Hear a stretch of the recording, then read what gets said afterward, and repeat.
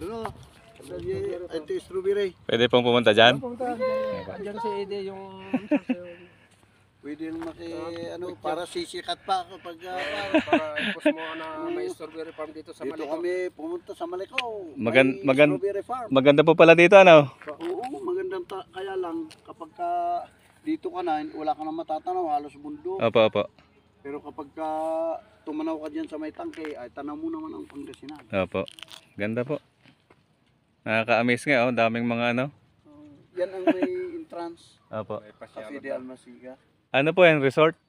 Hindi, parang parang kapag mamasyal ka dito, opo. meron ka matutuluyan. Pagtulugan. Opo. Matutuluyan. Ah. Marami dito, andyan pa sa bungad.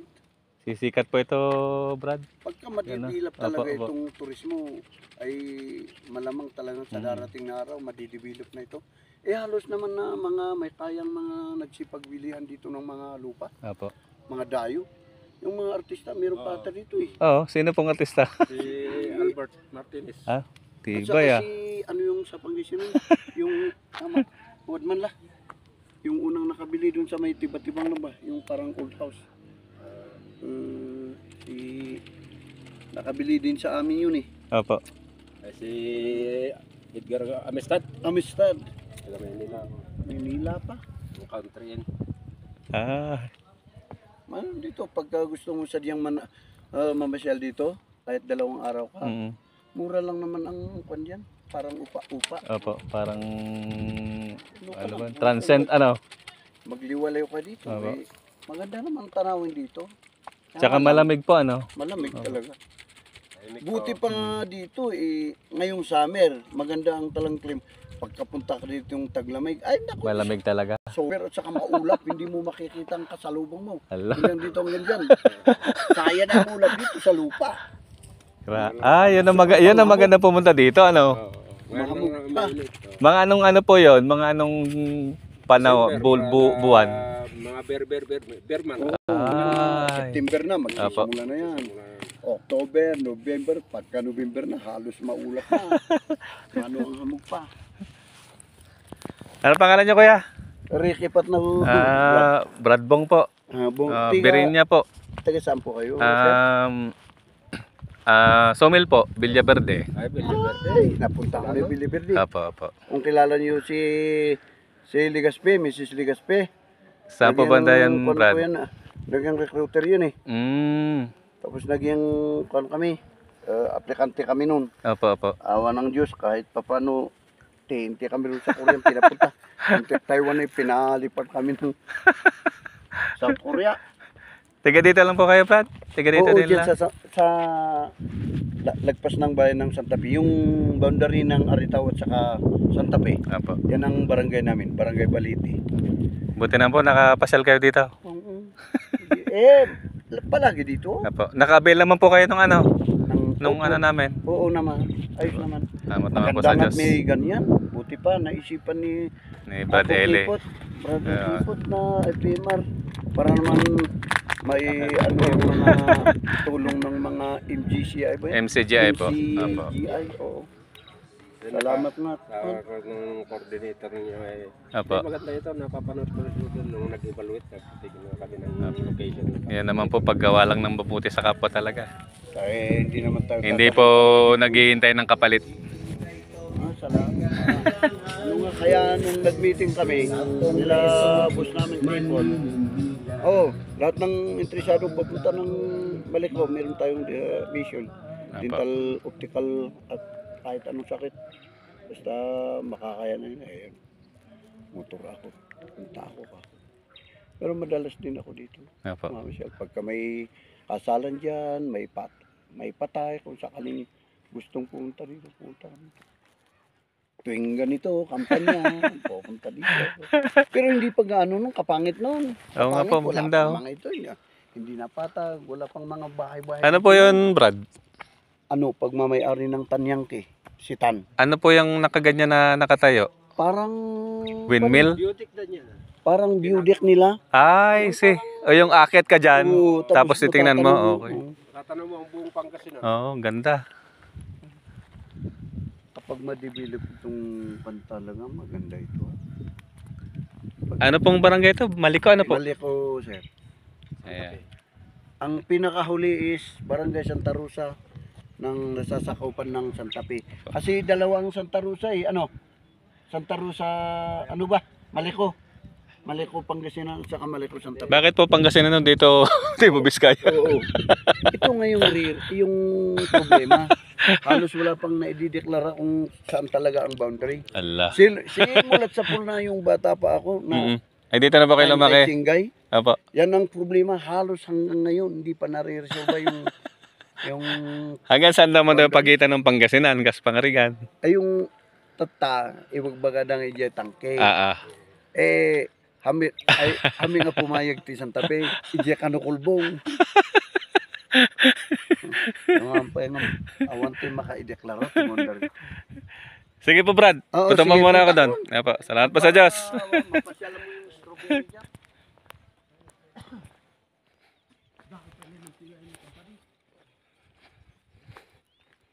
So, ayan mga kamadlang peeps. Kapasyal naman tayo sa awat tulong ng Panginoon. Ayan. Dahil, nandito kaming lahat para gumawa ulit ng kabutihan sa kapwa mga kamadla. Ayan. May medical mission na naman po kami dito. Kaya napunta po kami ngayon dito. So, ayan, ang ganda po pala ng Barangay Maliko, Santa Fe. Ayan. So may strawberry wine din sila dito mga kamadla. Tingnan nyo. Ayan. Strawberry farm.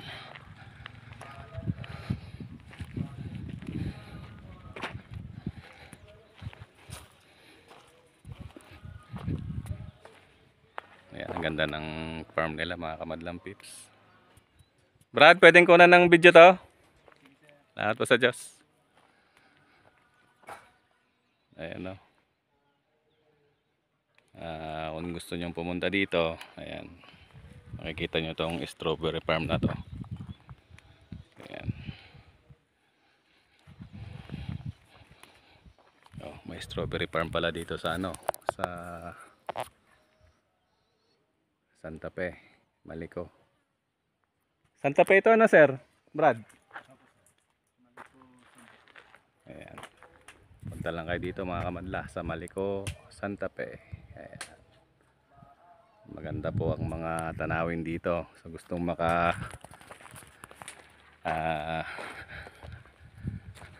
makakita ng magagandang tanawin din. Maiba din naman yung mood nyo. Ayan. Tapos ito daw Cafe di Almahica. Ayan, ano lang po yan, bali parang lodge. Kung gusto nyo pumunta dito, pwede kayong tumuloy dyan. Ayan, para may pagtulugan kayo. So ayan, maganda sanang mamasyal lang mamasyal, kaya lang hindi naman po yun ang pinuntahan namin dito. Ang pinuntahan namin ay yung medical mission sa awat tulong ng Diyos.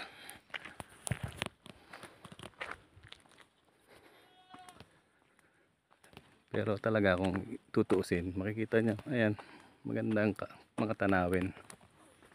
Nakakawala siya ng pagod.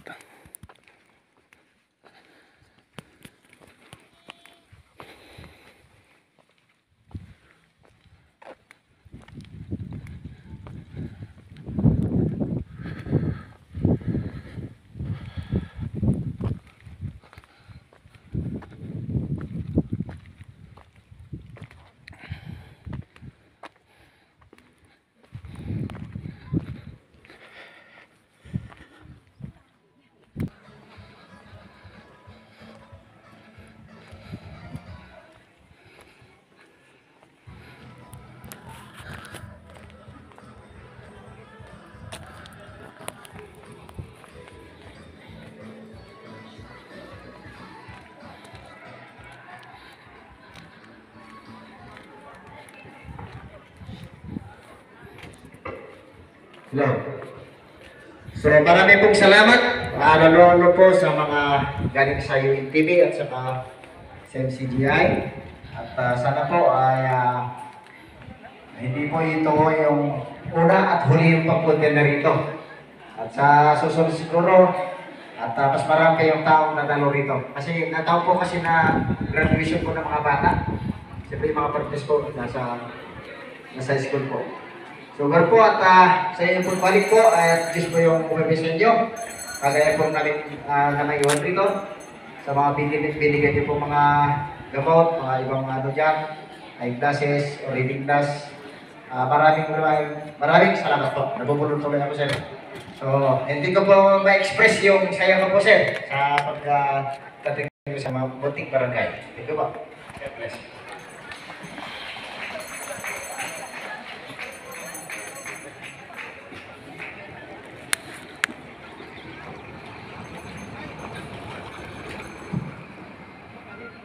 Ako, muli po mga kapatid, sa ngalan po ng members sa Super International sa Pomol po ni Brother David Quezon.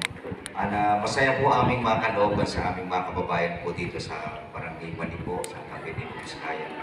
Kayo po aming mapaglingkuran at yun po ay isang ugampanin po ng MCJA na kami makapaglingkod sa aming mga kababayan. Sabi nga po namin, hindi pinag-uusapan yung anuman na relihiyon, sabi nga ng kapalitan ng kundi lahat ng tao ibig namin mapaglingkuran sa awat po. Salamat po sa Diyos sa mainit na pagtanggap niyo po dito sa aming lugar. Salamat po sa Diyos sa Barangay Malikot, sa pamunuan po ng barangay, ganun din sa ating mga kapatid sa MCJA. Ito po ang ating kasama Provincial Servat ng Nueva Vizcaya, Brother Sinarili. Ako, salamat po sa Panginoon Diyos sa lahat. At syempre po, di rin natin kalilimutan na makapagpasalamat po dahil isa pa at tumulong din ho ang LGU ng Santa Fe, Nueva Vizcaya. Andiyan po ang kanilang ambulance, palakpakan po natin sila. Salamat po sa inyong pagpalito. Syempre ang mga taga-UNT Minar. At ang ating pong mga kapulisan, ang nagpapanatili ng ating kapayapaan. Salamat po sa inyo, sir, at kayo ay narito. Sa lahat po ng narito at naging matagumpay po ang ating medical mission. Sa kanilang presidente, si Sir Sario Kipot. Salamat po sa inyong pong community, sa ating mga barangay captain, ating mga barangay official, sa lahat po ng mga kagawad. Pagpalain po tayo ng Panginoon. Hanggang sa muli po, narito po ang UNTV, public service, at ang mobile, optical and dental clinic, kalisabay po ng members, Church of God International. Ay salamat po sa Diyos at kami po ay narito at makapaglingkod po sa ating mga kapwa-tao. Hanggang sa muli po, mga kapatid.